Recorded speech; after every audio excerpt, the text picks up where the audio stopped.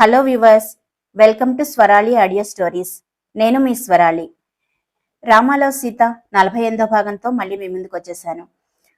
ఛానల్ని కనుక first time చూస్తున్నట్లయితే సబ్స్క్రైబ్ చేసుకోండి. స్టోరీ కనుక నచ్చినట్లయితే ఒక చిన్న కామెంట్ పెట్టండి. ఇక లేట్ చేయకుండా మనం మన స్టోరీలోకి వెళ్ళిపోదాం. భరత్కి స్కిన్ మీద ర్యాషెస్ వచ్చాయని కూడా తెలియదు. అయినా సరే అవేమీ ఆలోచించకుండా ట్రీట్మెంట్ స్టార్ట్ చేసేసాడు. పక్కనున్న మిగతా డాక్టర్లందరూ భరత్ వేగాన్ని చూసి అతను చేస్తున్న పని అమోఘమని అందరూ ఆశ్చర్యపోయారు. ఒక పక్క చాలా స్పీడ్గా చేస్తూనే మరో పక్క అంతే కాన్సన్ట్రేట్గా పనిచేస్తున్న భరత్ను అందరూ చూస్తుంటే భరత్ మాత్రం సడన్ గా మానసను చూశాడు. ఆ సమయంలో భరత్ చేస్తున్న థింగ్స్ అందరూ ధైర్యంగా నోట్ చేసుకుంటూ ఉంటుంటే మానస మాత్రం కాస్త భయపడుతోంది.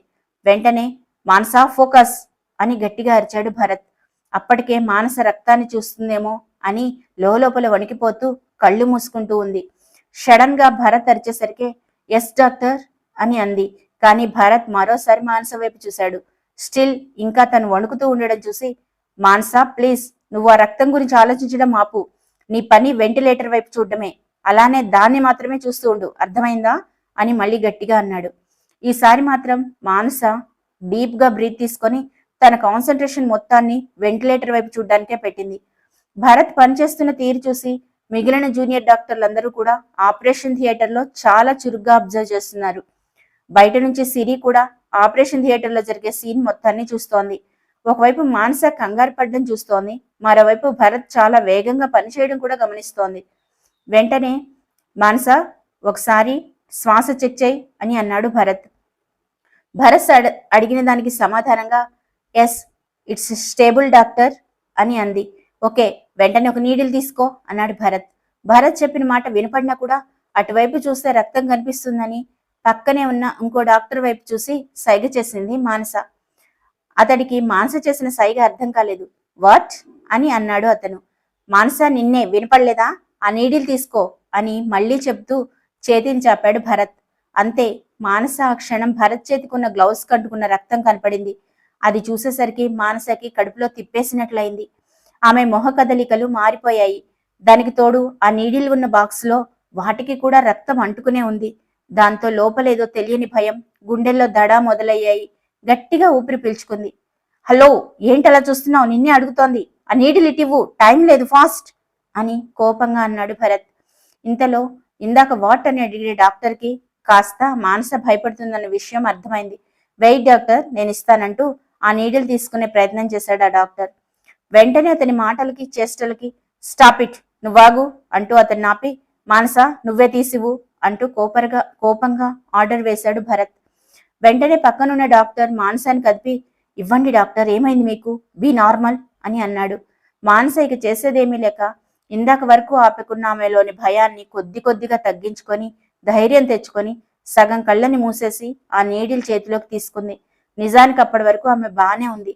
సరిగ్గా ఆ నీడిల్ని భరత్కిస్తుంటే దాన్ని తీసుకోవడానికి చేతిని చాపాడు భరత్.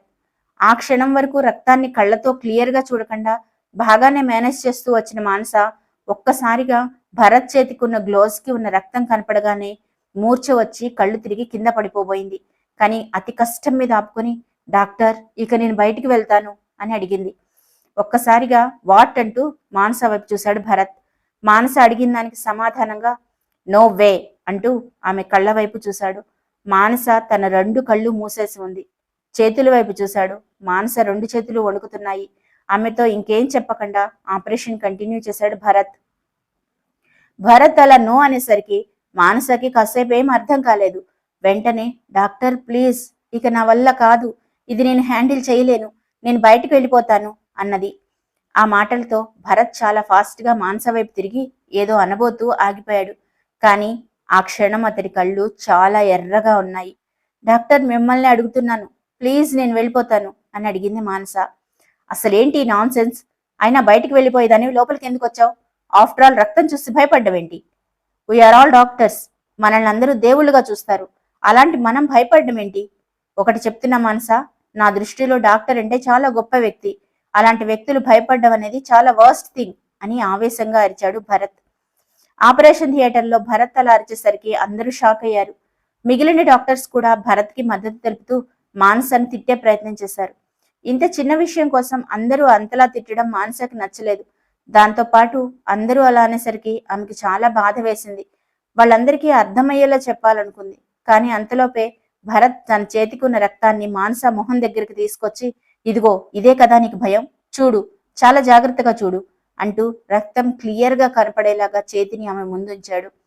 ఆ క్షణం మానస తల రకరకాలుగా తిరగడం మొదలైంది. చాలా వికారంగా అనిపించింది. కడుపులో తిప్పేసి శ్వాస ఆడడం ఆగిపోతుందేమో అనిపించింది. వెంటనే తన చేతిలో ఉన్న బాక్స్ పక్కన పెట్టేసి 2 చేతులను నోటికి అడ్డంగా పెట్టింది. వాంతి వచ్చేలా ఉంది అని అంది. ఆ విచిత్రమైన చర్యకు అక్కడున్న డాక్టర్స్ లో కంగారు మొదలైంది.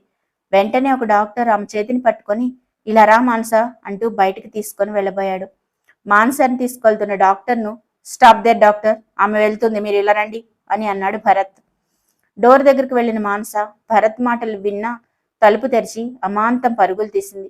అవన్నీ వదిలేయండి, జస్ట్ ఫోకస్ అంటూ మిగిలిన డాక్టర్స్ కి చెప్పి ఆపరేషన్ కంటిన్యూ చేశాడు భరత్. ఆపరేషన్ థియేటర్ నుంచి బయటికి వచ్చి పరుగు పరుగున బాత్రూంలోకి వెళ్ళింది మానస. వికారం ఆపుకోలేక వాంతి చేసుకుంది. భరత్ చాలా ఫోకస్ గా ఆపరేషన్ చేస్తున్నాడు. లోపల ఉన్న జూనియర్ డాక్టర్స్ అందరూ అతడి ప్రతి కదలికను పేపర్స్ మీద రాసుకుంటూ ఉన్నారు. చాలా లేట్ అయ్యే ఆపరేషన్ ను ఒక 20 మినిట్స్ లోనే ముగించేసి బయటకు వచ్చాడు భరత్. అందరూ అతన్ని అభినందిస్తున్నారు. కానీ భరత్ కళ్ళు మాత్రం తనెక్కడుంది అని ఆ గుంపులో మానస కోసం వెతుకుతున్నాడు. ఆ గుంపులోనే కాదు, చుట్టూ చూశాడు. కానీ ఎక్కడా మానస కనపడలేదు. మానస వాంతి చేసుకున్నా కూడా వికారం ఆగకపోయేసరికి హాస్పిటల్ నుంచి నేరుగా ఆమె ఉంటున్న హాస్టల్కి వచ్చేసింది. మానస కనపడకపోయేసరికి భరత్ కి సిరి గుర్తొచ్చింది. వెంటనే ఆమె కోసం చూశాడు. సరిగ్గా అప్పుడే సిరి భరత్ కి ఎదురుగా నడుస్తూ వస్తుంది. వెంటనే సిరి దగ్గరికి వెళ్లి, మానస ఎక్కడుంది, ఇప్పుడు ఎలా ఉంది తనకి అని అడిగాడు భరత్. మానసకేమైంది అని ఆశ్చర్యంగా అడిగింది సిరి. అదేంటి, ఇందాక ఆపరేషన్ థియేటర్ నుంచి రక్తం చూసి బాలేదని బయటకు వచ్చేసింది కదా అన్నాడు భరత్. అయ్యో, నాకు ఈ విషయం నిజంగా తెలీదు. తను ఇప్పుడు ఎలా ఉందో నాకు తెలియదు, కానీ తను మాత్రం చాలా బాధపడుతూ ఉండుంటుంది అని చెప్పింది సిరి. బాధ దేనికి అని కంగారుగా అడిగాడు భరత్. ఆ విషయం గురించి నేను మీతో చెప్పలేను సార్, మీరే తనని అడిగి తెలుసుకోండి. నిజానికి అది పర్సనల్, దీని అంతటికీ కూడా ఒక కారణం ఉంది అని తల కిందకు దించుకుని అంది సిరి. సరే, ముందు తనని వెతుకు అని హాస్పిటల్లో వెతకడానికి వెళ్ళాడు భరత్.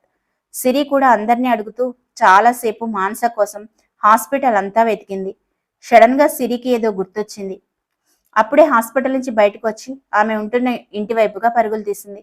సిరి నేరుగా అడుగులో అడుగు వేసుకుంటూ ఇంటికి చేరుకుని తలుపు తీసి చూసింది. లోపలున్న పరుపు మీద మానస కాళ్లు కనిపించాయి. వెంటనే హమ్మయ్య అంటూ ఊపిరి పీల్చుకొని లోపలికి వచ్చి తలుపేసింది సిరి. తలుపు శబ్దం విని తనకొచ్చిన కన్నీరు కనపడకుండా మరోవైపు తిరిగి పడుకొని తుడుచుకునే ప్రయత్నం చేసింది మానస. సిరి మాత్రం నేరుగా వచ్చి మానస పడుకున్న పరుపుకి పక్కనే ఉన్న మరో పరుపు మీద కూర్చుని, ఎందుకు ఇలా దాక్కొని ఏడవడం, ఆ ఏడుపేదో ధైర్యంగా ఏడు, కనీసం నీకు నా దగ్గర ఏడ్చే స్వతంత్రం కూడా లేదనుకుంటున్నావా అని అన్నది సిరి. అసలు నేనేం చేశానే, రక్తం చూసి భయపడ్డన్న తప్పా చెప్పు, అందరూ నన్నే అంటున్నారు అని సిరి దగ్గరికి వచ్చి తన భుజం మీద వాలి గట్టిగా ఏడవడం స్టార్ట్ చేసింది మానస. చూడు మానస, నువ్వేం చిన్నపిల్లవి కాదు, నువ్వు ఒక రోగివి కూడా కాదు. ఇలా చిన్నవాటికే భయపడుతూ ఉంటే కుదరదు. కాబోయే ఒక డాక్టర్వి, ఇక రక్తానికి భయపడితే నువ్వు మనుషుల ప్రాణాలను ఎలా కాపాడుతావు చెప్పు. సిరి ఏం సమాధానం చెప్పకుండా అలానే ఏడుస్తుంది. ఏడవడం ఆపు, అసలు ఏమైంది చెప్పు అని అడిగింది సిరి. నేను ఓడిపోయానే, రక్తం చూస్తే భయపడకుండా ఉండాలని అనుకున్నాను, కానీ నేను భయపడిపోయాను అని అన్నది మానస. లేదు మానస, నువ్వు ఓడిపోలేదు, నువ్వు ప్రతి విషయంలోనూ గెలిచావు అని అన్నది సిరి. వాట్, అదెలా అని ఆశ్చర్యంగా అడిగింది మానస. మరి మన మానస గెలిచింది ఏమై ఉంటుందంటారు? తెలుసుకోవాలని మీకుంది కదా, చెప్పాలని నాకు కూడా ఉంది. తెలుసుకోవాలి అంటే వింటూనే ఉండండి రామా లవ్స్ సీత. కామెంట్ పెట్టడం మాత్రం మర్చిపోకండి.